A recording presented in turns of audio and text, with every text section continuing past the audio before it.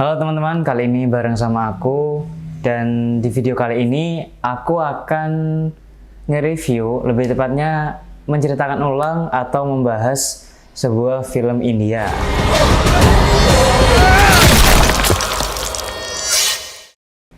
Mungkin dari teman-teman banyak yang ngira nih, aku kalau ngeliat film India pasti yang nari-nari gitu aja. Kali ini beda teman-teman. Film ini dirilis tanggal 14 Juni 2024 kemarin, bergenre thriller, drama yang bertema revenge, pembalasan. Film ini skripnya ditulis oleh sutradaranya sendiri, Nitiran Swaminathan. Nilai jual dari film ini tuh bukan dari koreonya atau sinematografinya, set tempatnya yang mungkin berwarna atau seperti kota-kota metropolitan ataupun itulah. Jadi kalau yang kalian cari hal-hal itu, kalian nggak akan nemu ini. Tapi kalau urusan plot, urusan cerita, kalian pasti akan out of the box. Kalian nggak akan nyangka-nyangka nih kalau film ini tuh bakalan kayak membuat kalian yang bukan penikmat film India pasti tuh bakalan ikut geleng-geleng ya. Manusia itu pasti berkembang lah. Yang mereka jual tuh hanya romance terus nari-nari, sekarang itu udah beda tuh. Film ini nih punya cerita. Awalnya itu menceritakan seorang yang bernama Maharaja yang diperankan oleh Vijay Sethupathi dan pemeran-pemeran lainnya. Dia adalah seorang tukang cukur yang ada di salon Ramki. Kalau di filmnya itu tukang cukur biasalah. Ada sebuah tragedi kecelakaan dan anak istrinya itu jadi korban karena kecelakaan tersebut. Nanti di film itu akan dilanjutkan ceritanya, putrinya itu ternyata selamat karena tertutup oleh tong sampah nih. Jadi kecelakaannya itu rumah itu tertabrak sebuah truk. Nah, ketika tertabrak itu secara kebetulan tong sampah itu menutupi tubuh si anaknya Maharaja itu, putrinya Maharaja itu yang masih kecil. Masuk ke cerita film itu akan menceritakan Maharaja yang dirampok di suatu malam dan esok harinya dia itu datang ke kantor polisi dan menceritakan kronologinya. Mungkin di awal film kalian tuh akan dibuat tercengang, bingung. Bahkan sebagian besar dari kalian akan ngeremehin ini film apa sih maksudnya? Kenapa dia tuh ngelaporin sebuah kasus pencurian dan yang dicuri itu adalah tong sampah biasa nih yang dinamain Laksmi sama si Maharaja itu, karena dianggap sebagai ya bentukan dewa lah, sebuah penolong yang menolong putrinya itu. Tapi dia tuh tetap kekeh ke polisi kalau dia tuh pengen dibantu dicari nih tong sampahnya itu. Nah, mungkin di awal film kalian akan kayak merasa bingung kok, kenapa sih dia tuh segitu giginya, segitu ngebetnya supaya tong sampah tuh dicari gitu. Nah, sampai dia tuh rela ngeluarin uang sebanyak itu biar dia tuh bisa dibantu gitu cari. Kalian harus pantengin tuh film karena akan ada adegan-adegan atau scene-scene yang membuka semua misteri itu. Mulai dari fakta sebenarnya kalau ternyata tong sampah itu nggak hilang, tapi memang disembunyikan sendiri sama si Maharaja. Terus kronologi sebenarnya yang terjadi, kalian akan dibuat mind blowing. Kalian akan nggak nyangka gitu. Tidak berakhir di situ. Kronologi sebenarnya yang dijelaskan oleh Maharaja itu bukan yang dialami Maharaja itu sendiri. Ternyata adalah kronologi yang dialami oleh putrinya, si Jyoti. Di akhir film kalian akan mendapatkan sebuah fakta, sebuah plot twist yang membuat kalian tuh menganggap kalau ini film tuh nggak kaleng-kaleng. Ini film tuh sangat worth it banget buat kalian tonton tahun ini.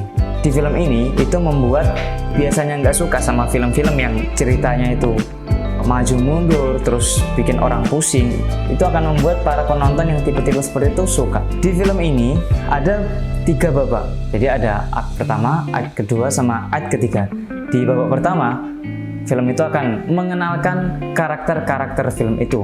Nah, di babak kedua mulai akan terbuka nih apa aja misteri-misteri yang tersimpan, kayak mulai tong sampah itu, terus benar yang terjadi itu gimana.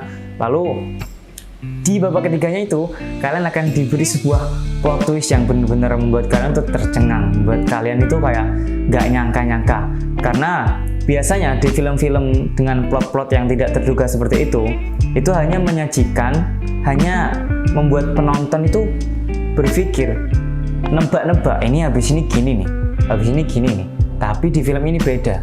Di film ini itu membuat penontonnya itu menyusun ceritanya. Jadi di babak pertama, terus ke babak 2, babak 3, itu penonton tuh bisa menyusun ceritanya sendiri. Oh ternyata begini, oh ini kok begini, oh ternyata begini. Nah gitu. Aku nggak akan nyeritain sampai habis karena biar kalian pengen tahu sendiri gimana akhirnya. Ya mungkin itu aja dari aku, dan semoga kalian suka ya sama film ini. Tapi pasti kalian suka lah, karena buat orang awam pun yang mungkin kurang suka sama film-film yang rumit gini pasti mudah memahami. Kalau dari aku pribadi sih rating film ini ya 9/10 lah. Mungkin kalau sinematografinya sama koreonya itu bisa dihalusnya lagi lah, pasti film ini tambah bagus lagi. Oke, itu aja dari aku. Makasih. Dadah.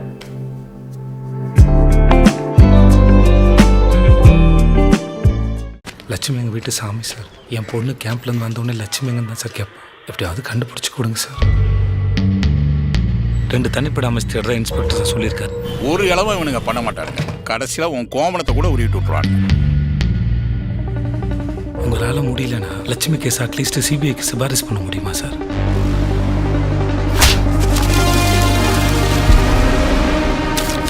ஒருத்தர் லட்சத்தில் லஞ்சம் கொடுக்குறான்னா கோடியில் ஏதோ பதுக்குறான்னு அர்த்தம்.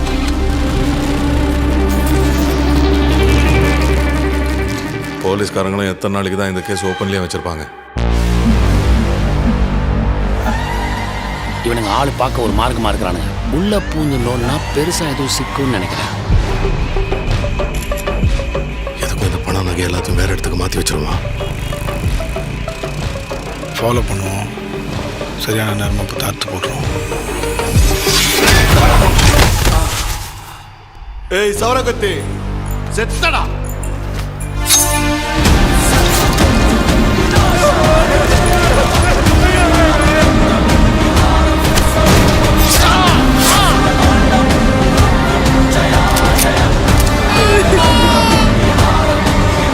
லட்சுமி சார்.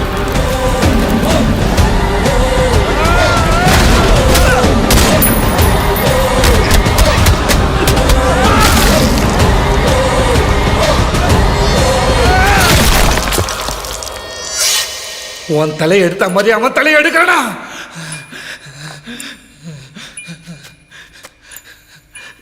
ஏய்